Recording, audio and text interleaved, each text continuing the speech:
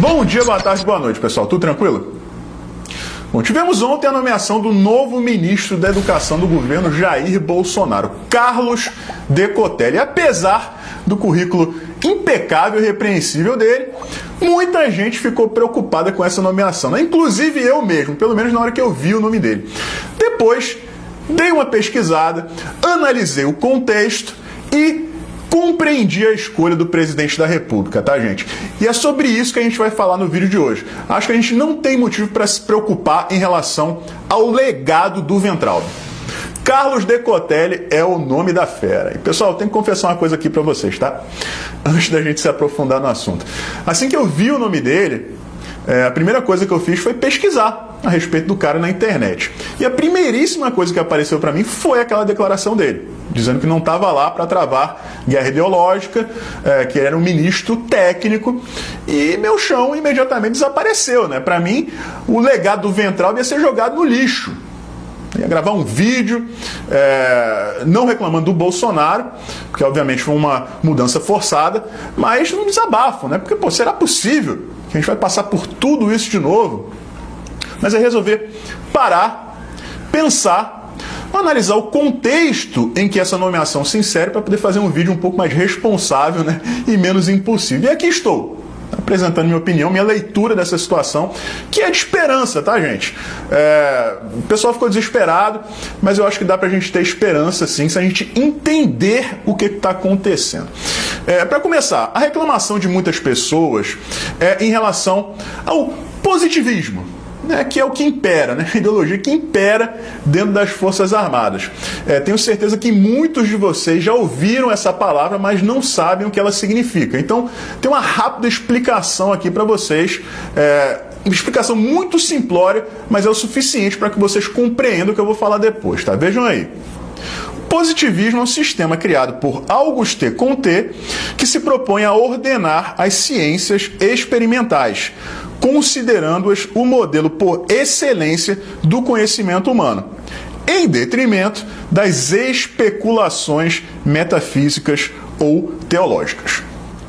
E é justamente nesse final aí que mora o perigo, né, gente? Porque, falando português bem claro, sem me aprofundar na questão teórica aqui, os positivistas não estão nem aí para os nossos valores cristãos, né? Que são a base da família para a gente, e que, por sua vez, é a base da sociedade. Isso gera um atrito, né? Eles são baseados ali na ciência, né? Daquele jeito. Eles acham que resolvem tudo dessa forma. Sendo que a gente sabe que não, né? A prova disso foi a capilaridade, digamos assim, conquistada pelos comunistas durante o regime militar, né? Mais de 20 anos no poder e os militares não conseguiram acabar com o comunismo, né? Combatê-lo de maneira eficiente. E é justamente isso que a gente percebe na fala do Decotelli.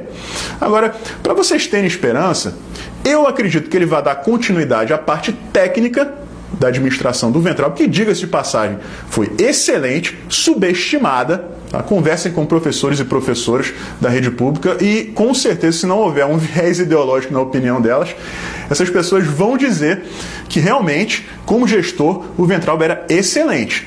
Tá? Mas eu não acredito que o legado dele na questão ideológica vai ser jogado no lixo.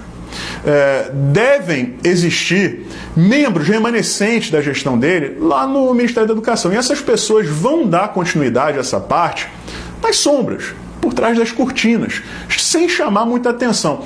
Porque é sempre importante lembrar, né, gente? Por mais que a gente ame o Weintraub, que a gente valorize a passagem dele pelo Ministério da Cultura, foi uma passagem turbulenta, né, que chamava muita atenção. E agora tudo que o governo precisa, justamente por estar nessa fase de sobrevivência ativa, não passiva, como muita gente tenta passar essa imagem, né? O governo precisa de um pouco de paz. Óbvio que o ideal seria que o Weintraub não tivesse saído, mas já que ele saiu, seria uma estupidez enorme colocar uma outra pessoa que tivesse um perfil idêntico ao dele, combativo. Né? Então, nesse ponto, a minha esperança é essa. O Decotelli vai continuar com a parte técnica, né, administrativa, operacional, enquanto outras pessoas que já vêm do período do Weintraub vão dar continuidade ao combate, né, à participação dos conservadores nessa guerra cultural que a gente vive aí. E no longo prazo, Ed, o que vai acontecer? Olha só, galera. Uma coisa que eu já disse inúmeras vezes, vocês já ouviram também em outros canais, né? Não adianta nada a gente eleger o Bolsonaro e votar, por exemplo, para deputado federal no Rodrigo Maia. A gente tem que ser mais consciente em 2022, né? A gente vai estar mais cascudo, macaco velho, 4 anos depois. Eu tenho minha consciência limpa porque eu votei no Flávio Bolsonaro para senador e no Carlos Jordi para deputado federal. Mas eu conheço muita gente que votou no Bolsonaro e votou em gente que hoje em dia atrapalha o governo. Tudo bem que a gente foi enganado ali pela Joyce, né? Pelo Alexandre Frota nem tanto, né? Mas tudo bem.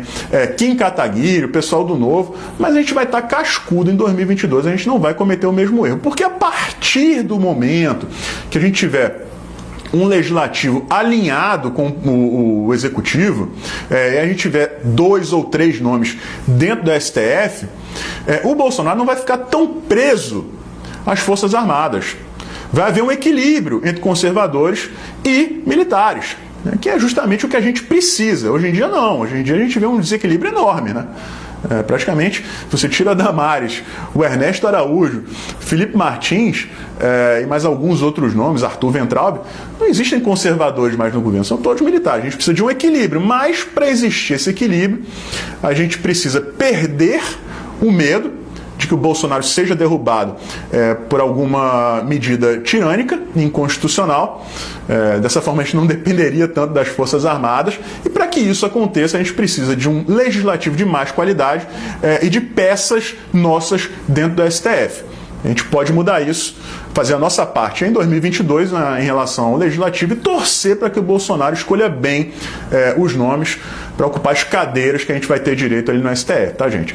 E a partir daí, a partir de 2023, com um parlamento alinhado com o Poder Executivo, aí sim, né, dá para liberar mais, tanto na guerra cultural, a gente voltar a lutar de maneira aberta, sem preocupação, né, sem medo de ser boicotado pelo Legislativo, sem tanto medo do Judiciário. Primeiro que a gente vai ter os nossos nomes lá dentro, e sabendo que caso eles tomem alguma medida equivocada, a gente vai ter o apoio do Legislativo para barrar isso aí, e aí sim a gente pode voltar à guerra com força total. Não é o ideal, mas é o que dava para fazer, pessoal. E a gente tem que apoiar o presidente nisso aí, porque por mais que a gente quisesse um Weintraub 2.0 turbo, o Jair Bolsonaro tinha que agir da maneira como ele agiu. Então esse foi o nosso vídeo de hoje, pessoal. Espero que, além de gostado, vocês tenham ficado um pouquinho mais tranquilos, né? Conheço muita gente que gostou de pronto da nomeação do Decotelli. Normalmente essas pessoas são aquelas que infelizmente, não entenderam ainda a importância, né, da guerra cultural, do inimigo que nós estamos enfrentando. É um problema, né? 2020 e tem gente que não tenha percebido ainda o poder do inimigo, né? Mas vamos lá. Passo de cada vez, a gente vai chegar lá sim, tá? Compartilhem esse vídeo, deixem seus comentários, deixem seus likes. Se vocês não forem inscritos ainda, aproveita a oportunidade e vem com a gente. Um forte abraço e a gente se vê por aí.